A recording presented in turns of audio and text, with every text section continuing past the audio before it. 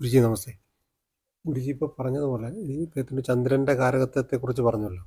അപ്പം ഈ നക്ഷത്രങ്ങൾ, ഈ ഗ്രഹങ്ങൾ, ചന്ദ്രൻ, സൂര്യൻ, ചൊവ്വ എന്നൊക്കെ പറയുന്ന നമ്മുടെ നവഗ്രഹങ്ങൾക്ക് നമ്മൾ മേൽ വലിയ സ്വാധീനമുണ്ടോ? നീ ഇതിൻ്റെയൊക്കെ നാഥനാണ്. ഇതിൻ്റെയൊക്കെ നാഥൻ ആരാ? സാക്ഷാത് ശിവൻ അല്ലേ? അതെ. ശിവൻ എന്ന് വെച്ചാൽ തൃശൂലം പിടിച്ച ശിവനല്ല, അല്ല. ആത്മബോധ സത്യമായിരിക്കുന്ന പരമാത്മതത്വമായിരിക്കുന്ന ശിവൻ. ആ ശിവനാണ് നീ. ആ ശിവനായി ഉണർന്നാൽ നിന്റെ വെള്ളി യാതൊരു ഫങ്ഷനിങ്ങും ഇതിനില്ല. അതുവരെ മനസ്സിലായി ഇത് ഗ്രഹിക്കുന്നത്. മനസ്സിനെയല്ലേ ഗ്രഹിക്കുന്നത്, അതെ. നിന്നെയല്ലല്ലോ. മനസ്സിന്റെ അധീശനാണ് ഈ വിശ്വനാഥൻ. ആ വിശ്വനാഥനായി തീർന്നാൽ ഇവയ്ക്കൊന്നും സ്വാധീനമില്ല. അല്ലെങ്കിൽ മനസ്സിന്റെ അടിമയായിരുന്നാൽ ഇതൊക്കെ സ്വാധീനിക്കും. നമ്മൾ മനുഷ്യരാകുമ്പോൾ സ്വാഭാവികമായും മനുഷ്യരാണെന്ന് ധരിച്ചാൽ സ്വാധീനമുണ്ട്. അതെ, ഈ ഒരു ഗ്രഹസ്ഥ ഈശ്വരനാണെന്ന് ധരിച്ചാൽ സ്വാധീനമില്ല. ആ ഒരു തലത്തിലേക്ക് എത്തണ്ടേ? ഉണരൂ, എഴുന്നേൽക്ക്. ആര് പറഞ്ഞു? വേദങ്ങളൊക്കെ ഉദ്ഘോഷിക്കുന്നതല്ലേ, ഉപനിഷത്തുകളൊക്കെ ഇതല്ലേ പറയുന്നത്. എഴുന്നേൽക്ക്, ജാഗ്രത. ഉണര്. അപ്പോൾ ഈ ദൈവങ്ങൾക്കൊരു ശക്തിയില്ലേ? തീർച്ചയായും നമ്മൾ ആരാധിക്കുന്ന, നമ്മൾ കാണുന്ന രൂപങ്ങൾ. താങ്കൾ മനുഷ്യനാണ്, അവർക്കെല്ലാം ശക്തിയുണ്ട്. താങ്കൾ ആരോപിച്ചിരിക്കുന്നതല്ലേ ഈ ശക്തി. താങ്കളുടെ തന്നെ മനഃശക്തിയല്ലേ അവരിലും പ്രവർത്തിക്കുക. തീർച്ചയായിട്ടും ബിംബിക്കുകയല്ലേ എല്ലാം. താങ്കളുടെ തന്നെ റിഫ്ലക്ഷൻ അതിലേക്ക് ചെന്ന് താങ്കൾ അതിൽ വിശ്വാസം ഉണ്ടെങ്കിൽ അത് താങ്കളിലേക്ക് തിരിച്ചു വരും. അപ്പോൾ ഈ ഗ്രഹങ്ങളും ഈ ദൈവങ്ങളും രണ്ട് നമ്മുടെ സങ്കല്പങ്ങളാണ്. അന്നേരം ഈ മനുഷ്യനാണെന്നുള്ളത് തന്നെ ഒരു സങ്കല്പമല്ലേ? മനുഷ്യനാണെന്നുള്ളൊരു സങ്കല്പമല്ലല്ലോ, ഒരു രൂപം. നമ്മുടെ ഒരു പാവമൊക്കെ മനുഷ്യന്റെ രൂപമല്ലേ? മൃഗങ്ങളിൽ നിന്ന് വ്യത്യസ്തനല്ലേ മനുഷ്യൻ എന്ന് പറയുമ്പോൾ? ആണ്. അങ്ങനല്ലേ ധരിച്ചിരിക്കുന്നത്. അത് ധാരണയല്ലേ?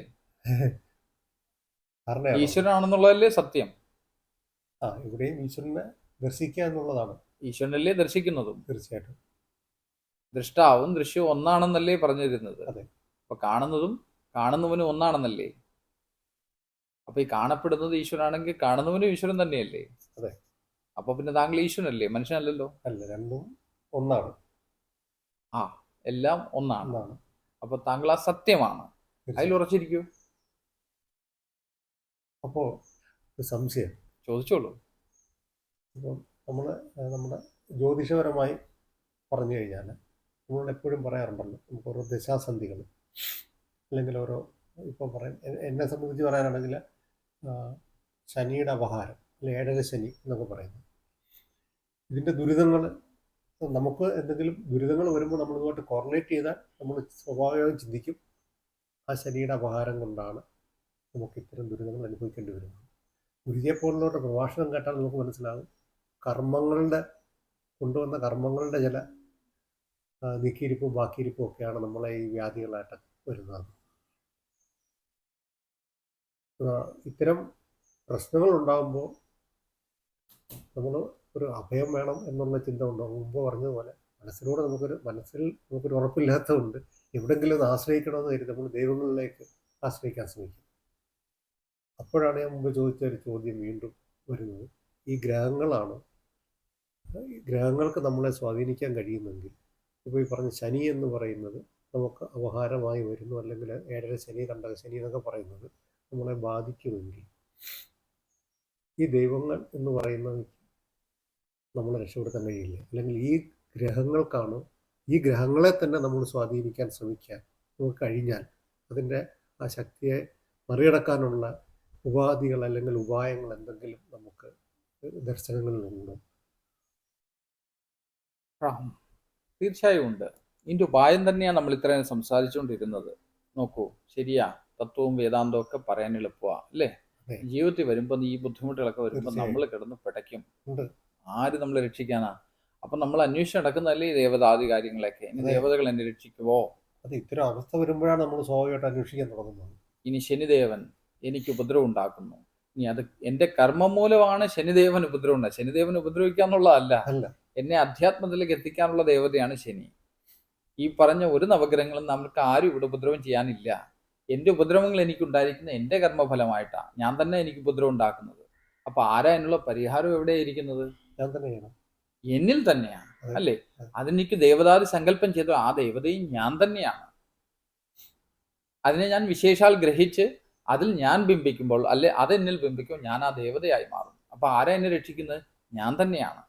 ആരാ എന്നെ ഉപദ്രവിച്ചത്? അതും ഞാൻ തന്നെയാണ്. ഇനി ഇതിന്റെ ഫങ്ഷനിങ് രീതികളെ പറ്റിയൊക്കെ പഠിക്കണമെങ്കിൽ പ്രാണശാസ്ത്രത്തെ പറ്റി പഠിക്കണം. പ്രാണനിലും നാഡികളിലും ഒക്കെ അതെങ്ങനെ ചലിക്കുന്നു, അതെങ്ങനെയാണ് പ്രവർത്തിക്കുന്നതൊക്കെ മനസ്സിലാക്കണം. ആസ്ട്രോളജിയിൽ അതിനുള്ള വഴികളൊക്കെ കുറേയൊക്കെ ഉണ്ട്. നാഡീശാസ്ത്രത്തിൽ, നാഡീ ജ്യോതിഷത്തിലൊക്കെ കുറേ രഹസ്യങ്ങളൊക്കെ അതിനെപ്പറ്റി അറിയാൻ പറ്റും. ശ്വാസ പ്രക്രിയകളെ പറ്റി കേട്ടിട്ടുണ്ടാവുമല്ലോ. അപ്പോൾ അതിലൊക്കെ കുറേ കാര്യങ്ങൾ പഠിക്കാം. പക്ഷേ ഇതിൻ്റെയൊക്കെ പരമമായ തലം എവിടെ എത്തി നിൽക്കുന്നത്? എന്നിലാണ് തന്നെയാണ്. അപ്പൊ ആ എന്നെ അറിയലല്ലേ ഇതിൽ നിന്നൊക്കെയുള്ള ഒരു പരിഹാരം. അപ്പൊ അതിനുള്ള ശ്രമമല്ലേ ഞാൻ നടത്തേണ്ടത്.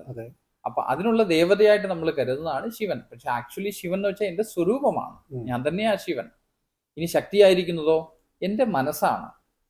ഞാനാവുന്ന ശിവനും എന്റെ ശക്തിയാവുന്ന മനസ്സും ചേർന്നായി പ്രപഞ്ചവും നവഗ്രഹങ്ങളും ഈ ദേവതകളും ഈ പ്രപഞ്ചത്തിലെ സകലമാന വസ്തുക്കളും സൃഷ്ടിച്ചിരിക്കുന്നത്.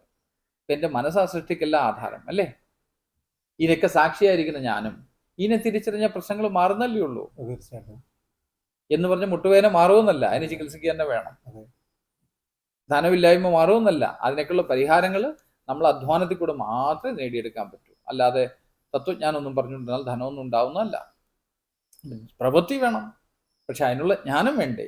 ഈ ജ്ഞാനമില്ലാതുള്ള പ്രവൃത്തി കൊണ്ടല്ലേ ദുഃഖങ്ങൾ കൂടുതൽ ഉണ്ടാവുന്നത്. ജ്ഞാനത്തോടാണെങ്കിൽ നമുക്കറിയാമല്ലോ, ഞാൻ ഉണ്ടാക്കിയത് ഞാൻ തന്നെ മാറ്റണമെന്ന്. ആ തലത്തിലോട്ട് ചിന്തിച്ചുകൂടെ?